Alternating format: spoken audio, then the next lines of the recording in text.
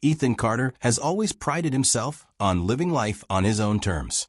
A retired military veteran turned sustainable home advocate and an ingenious tinkerer at heart, Ethan transformed his longtime family property, Carter Acres, into an eco-friendly oasis.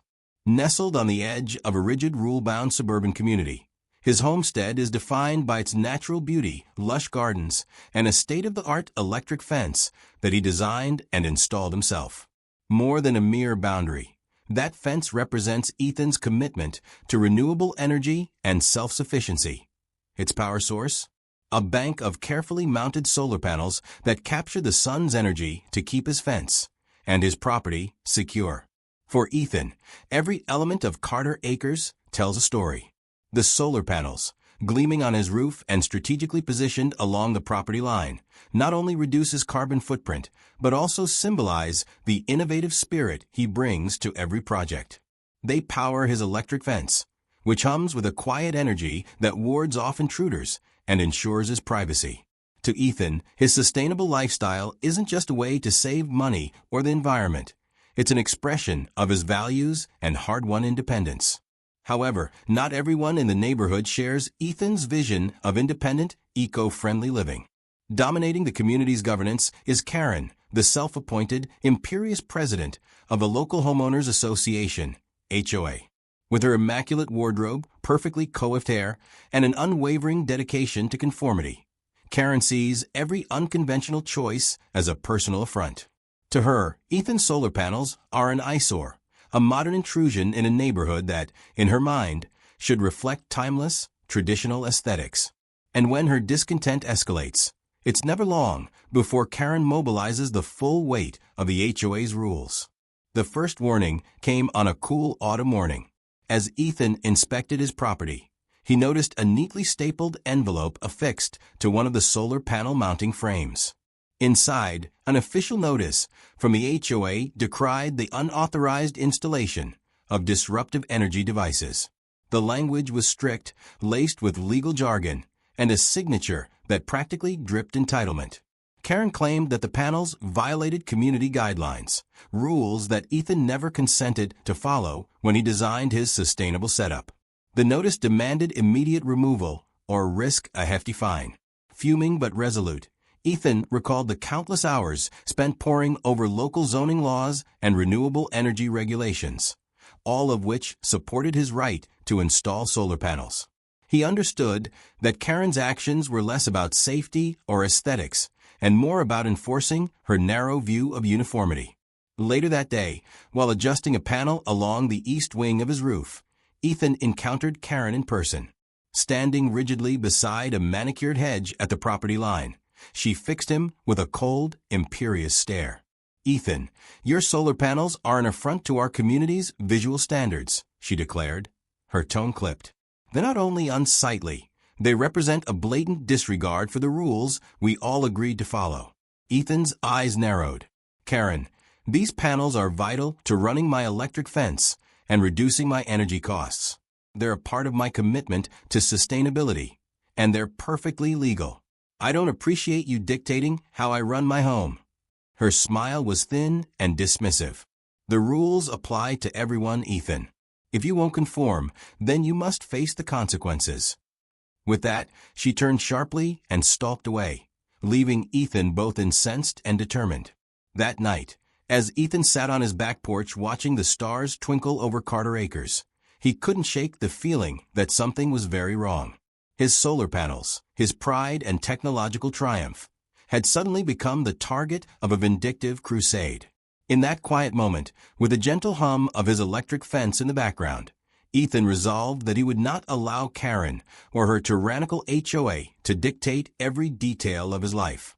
The battle lines had been drawn, and the stage was set for a showdown that would test the very limits of community power versus personal freedom.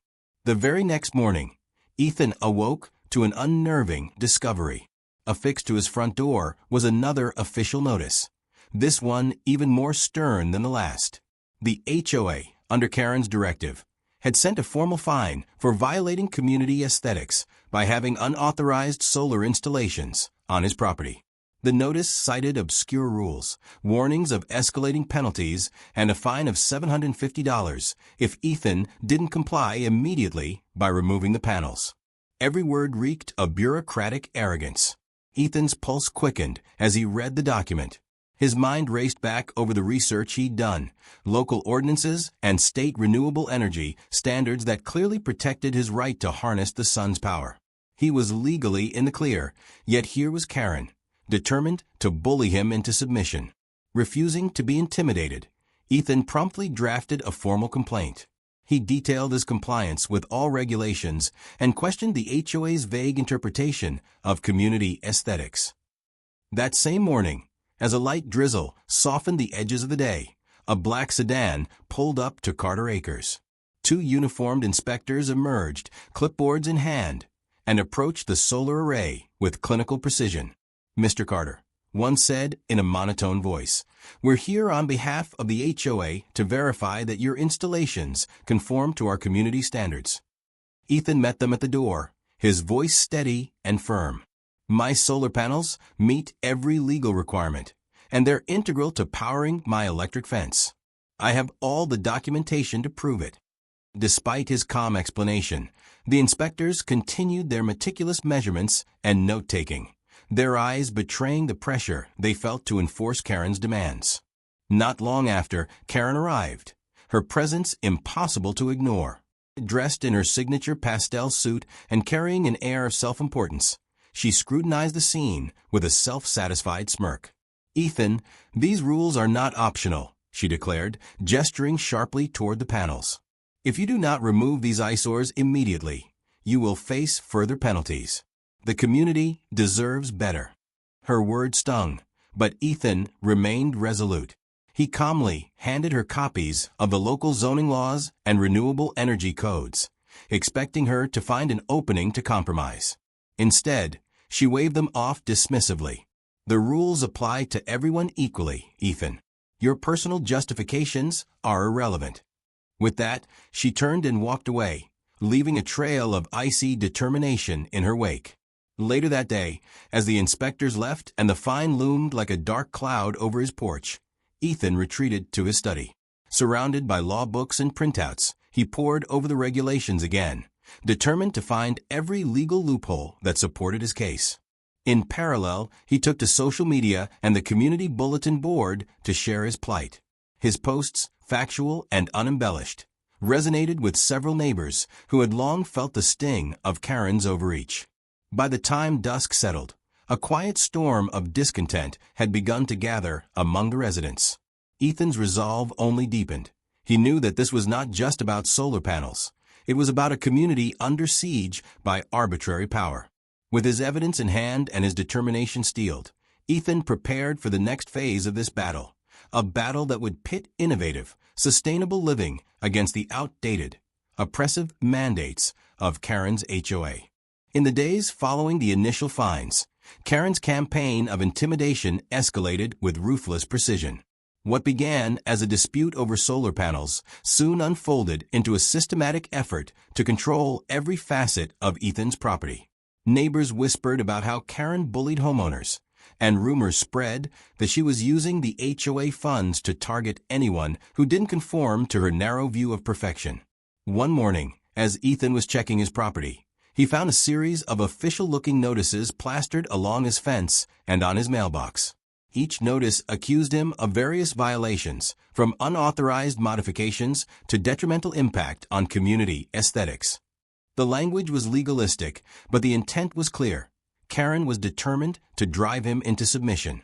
Among the notices was one that not only fined him for the solar panels, but also hinted that any future noncompliance would result in more severe measures, including the potential seizure of his property.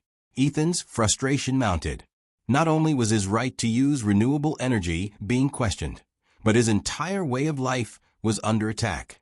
Suspecting that the HOA's actions might be more about personal vendetta than genuine concern, he decided to investigate further. Setting up discreet cameras around his property, Ethan began documenting every visit from inspectors and every instance of seemingly arbitrary rule enforcement. He recorded footage of inspectors measuring his solar panel installations with an almost hostile precision, and even captured snippets of hushed conversations among HOA board members that hinted at misdirected funds and personal grudges. One evening, a longtime neighbor confided in Ethan that she had received a similar notice, one that bore a striking resemblance to his, and admitted that she had been troubled by the sudden strict enforcement of rules that had always been loosely applied. Another board member, emboldened by the growing unrest, discreetly tipped Ethan off that Kerren was diverting HOA resources to fund her personal campaign against nonconformity. The revelations confirmed what Ethan had suspected. This was not about aesthetics or safety. It was about power, and Kerren was determined to wield it without accountability. Armed with mounting evidence, Ethan compiled a comprehensive dossier detailing every incident. His files now included photographs of the notices, video clips of intrusive inspections, and copies of internal communications that all pointed to a deliberate abuse of power. Every piece of evidence painted a damning picture of an HOA that had strayed far from its original mission. When the next HOA board meeting was announced, tension buzzed through the community. Homeowners, many of whom had quietly suffered under Kerren's arbitrary rules, began to rally around Ethan's cause. The meeting hall was packed with frustrated residents eager for change. As Ethan stepped up to the podium, he could feel the collective determination of the community behind him. With a steady voice, Ethan began recounting the timeline of events, from the initial fine for his solar panels to the increasingly invasive measures that followed. He presented his evidence methodically. A series of images documenting the baseless notices, video footage of inspectors probing his property, and even screenshots of anonymous tips from other residents. Every detail reinforced his argument that Kerren was using the HOA as a personal weapon, rather than for the betterment of the community. As Ethan spoke, murmurs of agreement rippled through the room. Even some board members, who had once supported Kerren, exchanged uneasy glances as the weight of the evidence became impossible to ignore. What had started as a personal dispute was quickly transforming into a communal outcry against tyranny. The meeting ended with a buzz of tentative optimism. The seeds of rebellion had been sown, and the community was ready to challenge the oppressive regime. Walking out of the meeting hall that evening, Ethan knew the battle was far from over. But he also knew that with every piece of evidence, with every shared story of harassment, the tide was turning. The community was awakening, and soon they would no longer allow Kerren's overreach to define their lives. The conflict reached a boiling point one cold morning when Ethan awoke to an all-too-familiar nightmare. His property, once a sanctuary of sustainability, now bore the scars of deliberate vandalism. His prized solar panels, symbols of his commitment to renewable energy, were gone. In their place, jagged metal remnants and scattered wiring testified to an act of vandalism, so brazen it could only have been orchestrated by someone with a personal vendetta. Ethan's heart sank as he surveyed the damage. The panels weren't merely stolen, they had been removed in a way that suggested they were intentionally targeted. And the calling card left behind was unmistakable, a hastily scrawled note bearing Kerren's name. The message was clear. In Kerren's eyes, Ethan's eco-friendly installations were unacceptable, and she would stop at nothing to correct his property. Furious but undeterred, Ethan set out to reclaim what was rightfully his. Instead of simply replacing the stolen panels with identical ones, he decided to turn the tables in a way that would be both practical and symbolic. Drawing on his technical ingenuity, Ethan devised a bold plan. He would repurpose the remaining components and any recovered panels to upgrade his electric fence. By wiring the solar panels to his fence, he would create an electrified barrier powered entirely by renewable energy, a living, pulsating symbol of defiance. Over the next several days, Ethan scoured local salvage yards and contacted fellow eco-enthusiasts in the community, piecing together a collection of solar cells and related components. With the help of a trusted electrician friend, he redesigned the circuitry to integrate the panels into his existing electric fence system. The work was grueling, long hours of soldering, rewiring, and testing, but with each passing day, the new fence began to take shape.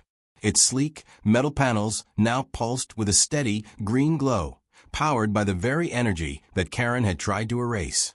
As word of Ethan's audacious project spread, reactions in the community were mixed. Some residents expressed admiration for his innovative response to injustice, while others, still loyal to the old ways, muttered that he was taking things too far. But for Ethan, every connection soldered and every wire in place was a defiant retort to Kerren's petty tyranny. His electrified fence wasn't just a security upgrade. It was a public declaration that he would not be cowed by arbitrary rules or personal vendettas. The unveiling of the new fence was scheduled for the next HOA meeting, a stage that had become the arena for this long-running battle. On the day of the meeting, Ethan arrived with his head held high, the gleaming, electrified barrier visible behind him. As he began his presentation, he detailed the engineering behind the upgrade and explained how the new fence not only protected his property, but also symbolized the power of sustainable innovation. "This fence," he declared, "is powered by the sun, the very force that you, Kerren, tried to eliminate from my life. It's a testament to resilience and a refusal to back down." The crowd's reaction was immediate and electric. Applause rippled through the room as neighbors recognized the significance of Ethan's gesture. Even a few board members, who had once defended Kerren's heavy-handed methods, looked visibly moved by the ingenuity and defiance on display. For Kerren, the sight of Ethan's transformed property was a bitter pill. Her attempts to control and suppress his way of life had only spurred him on to greater heights. As the meeting drew to a close, whispers of admiration for Ethan's innovation began to circulate. His electrified fence was more than a barrier. It was a rallying point, a vivid symbol that individual freedom and sustainable progress could not be quashed by bureaucratic overreach.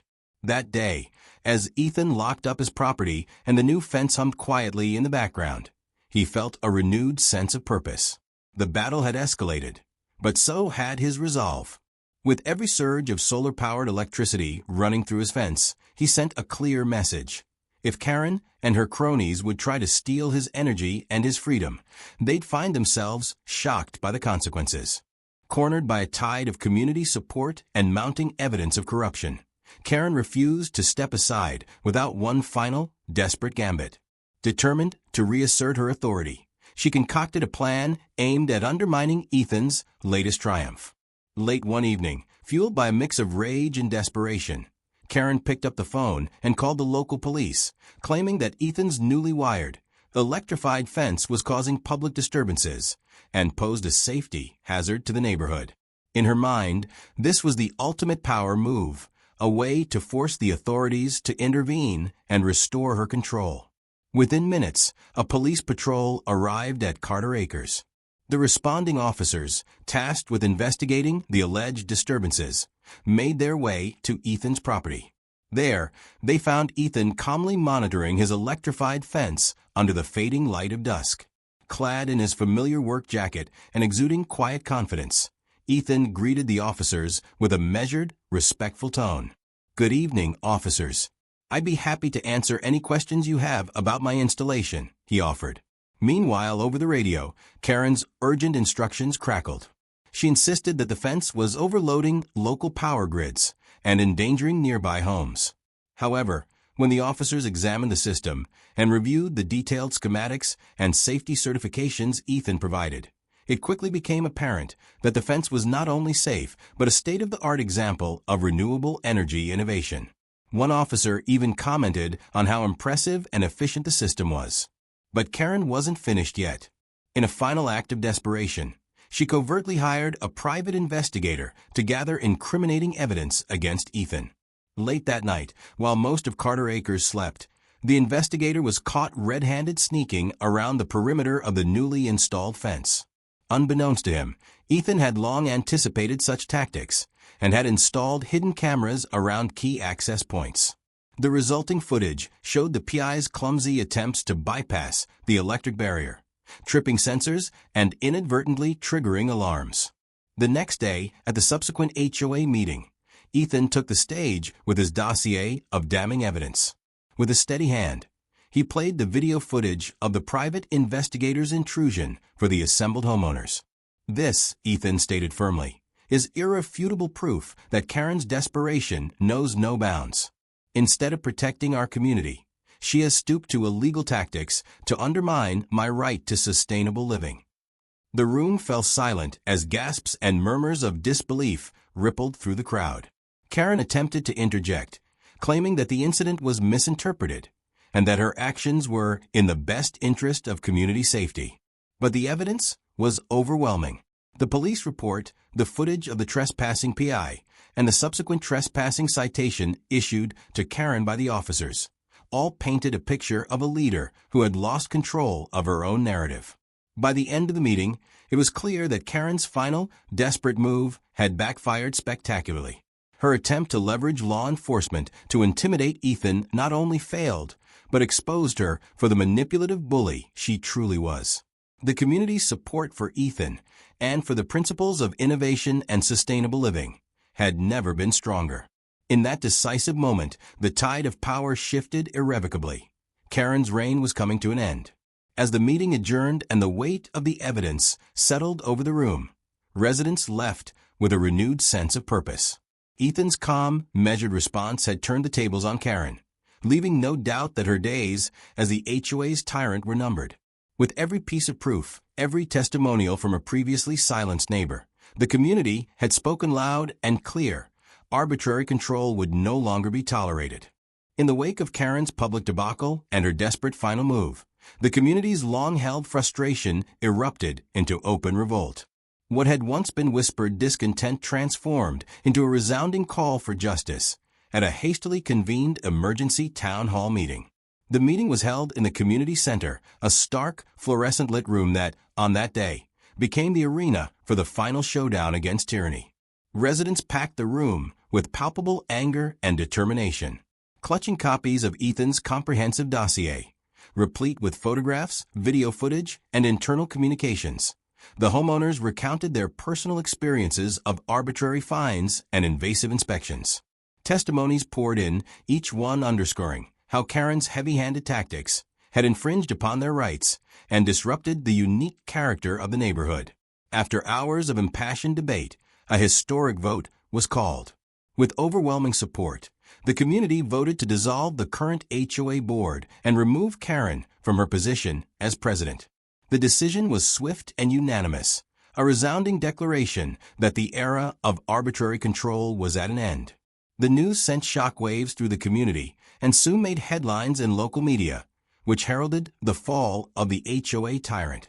City officials, stirred by the scandal and mounting evidence of corruption, launched an independent investigation into the board's practices.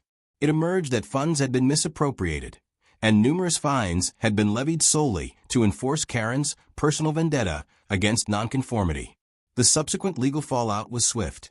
Heavy fines were imposed on former board members, and several individuals faced criminal charges for fraud and mismanagement. For Ethan, the collapse of the HOA was both a personal vindication and a communal victory.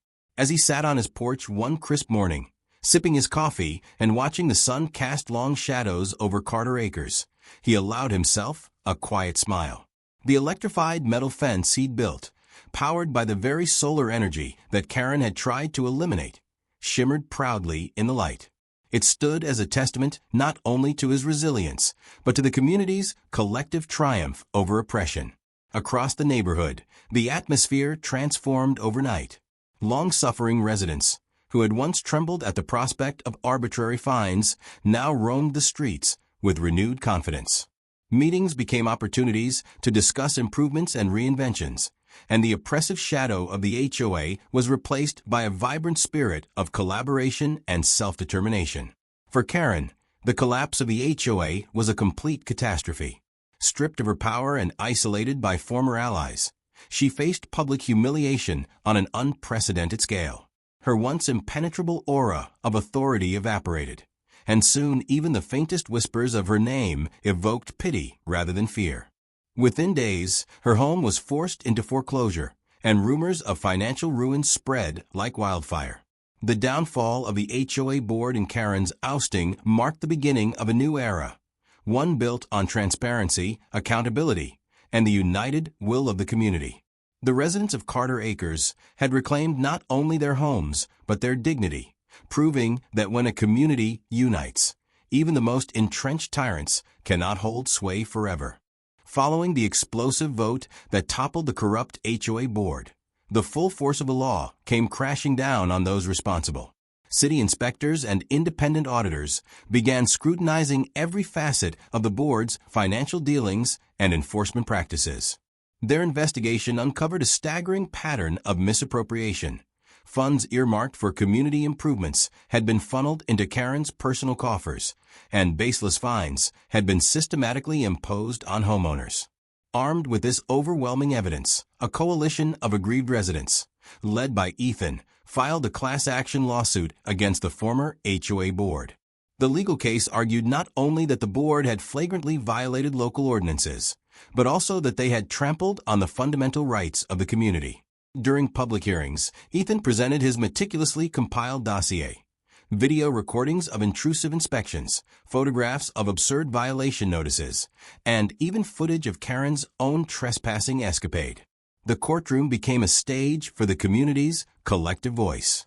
One by one, the damning pieces of evidence were laid out before a judge whose final verdict left no room for ambiguity. The board was hit with heavy fines, and several of its members were indicted on charges of fraud and mismanagement. In a landmark ruling, the judge declared that the HOA's oppressive practices were a blatant abuse of power and ordered that all misappropriated funds be redirected toward community projects. Local media quickly picked up the story, hailing the verdict as a triumph of grassroots resistance over bureaucratic tyranny. The legal settlement not only provided financial restitution for the affected homeowners, but also mandated sweeping reforms in how the community would be governed moving forward. The old autocratic board was dissolved, and plans were set in motion for a new, democratically elected council to oversee the neighborhood's affairs. The case became a beacon of hope, a powerful reminder that when a community unites against injustice, no system, however entrenched, is invulnerable. The legal consequences, together with the public humiliation endured by the former board, sent a clear message: arbitrary authority would not be tolerated, and every homeowner had the right to live freely, without fear of capricious fines or invasive inspections. For Ethan and his neighbors, this legal victory was more than just a settlement. It was the restoration of their voice and the validation of their struggle for autonomy. The courtroom drama had transformed the narrative from one of oppression to one of empowerment, setting a precedent that would protect future generations from similar abuses of power. As the legal verdict against the HOA board solidified, Kerren's personal world disintegrated at an alarming pace. Once a figure of uncompromising authority, she was now exposed as the embodiment of tyranny and misuse of power. Public opinion turned swiftly against her, and every misdeed was scrutinized under the unforgiving light of accountability. Forced to resign from her position as HOA president, Kerren found herself isolated and discredited.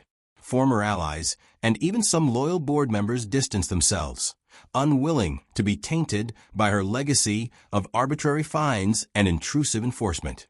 Her home, a symbol of the suburban status she once so proudly defended, was soon put up for sale amid whispers of financial ruin. The trespassing citation she had received for her own illegal actions became a recurring reminder of her fall from grace. Kerren's personal life suffered equally. Rumors swirled that her longtime partner had grown disillusioned with her relentless pursuit of control and had quietly walked away. Her attempts to reinvent herself in the property management sector were met with derision. At local job fairs, potential employers exchanged knowing glances and murmured that her reputation was beyond repair. One particularly humiliating moment occurred at a city hall meeting, where Kerren, desperate to salvage some remnant of credibility, tried to justify her actions as necessary measures for community order. Instead, her feeble explanations only deepened the collective scorn. The residents, now emboldened by their recent legal and communal victories, openly ridiculed her, and her name became synonymous with abuse of power and petty tyranny. For Ethan, witnessing Kerren's collapse was a quiet, deeply satisfying moment of poetic justice. There was no triumphant gloating, only a calm affirmation that integrity and community spirit had ultimately prevailed over unchecked authority. Every public misstep, every financial setback, and every whispered comment about her disreputable behavior served as a reminder that no one is above accountability. Kerren's personal downfall was a stark lesson to everyone. When power is abused, it will eventually crumble under the weight of truth and collective resolve. Her dramatic descent, from the feared enforcer of community rules to a cautionary tale of arrogance and isolation, became a permanent part of local lore. In every conversation, in every shared smile among neighbors, her downfall reinforced the community's commitment to protecting their individual rights. With summer in full bloom, Carter Acres and the surrounding neighborhood basked in a renewed sense of freedom and unity. The dark days of arbitrary fines and oppressive HOA rule were now distant memories. Ethan Carter, whose relentless determination had fueled the community's rebellion, sat on his porch surveying his property, a transformed landscape marked by innovation and resilience. The once beloved wooden fence, savagely destroyed by Kerren's electric cutter, had been replaced by Ethan's electrified metal fence, now powered by solar energy. Even though Kerren had stolen his original panels, he'd ingeniously repurposed spare ones to complete the upgrade. The fence's steady, pulsing glow served as a constant reminder of the community's triumph over tyranny. At a celebratory block party held in the newly revitalized park, neighbors gathered to toast their victory. Laughter mingled with the upbeat strains of live music as residents recounted their shared struggle against arbitrary authority.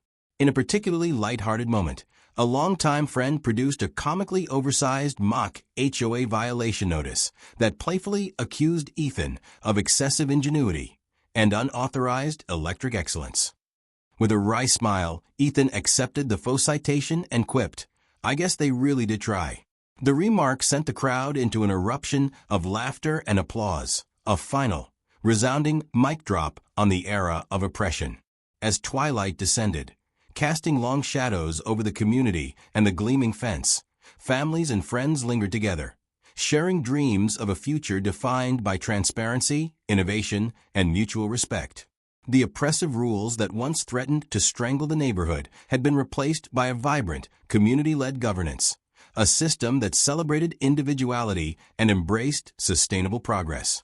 In that peaceful, reflective moment on his porch, Ethan sipped his drink and watched as the soft hum of the electrified fence blended with the gentle murmur of conversation. The legacy of Kerren's tyranny was now relegated to a cautionary tale, a reminder that no matter how high the walls of oppression are built, the united spirit of a community will always find a way to break through.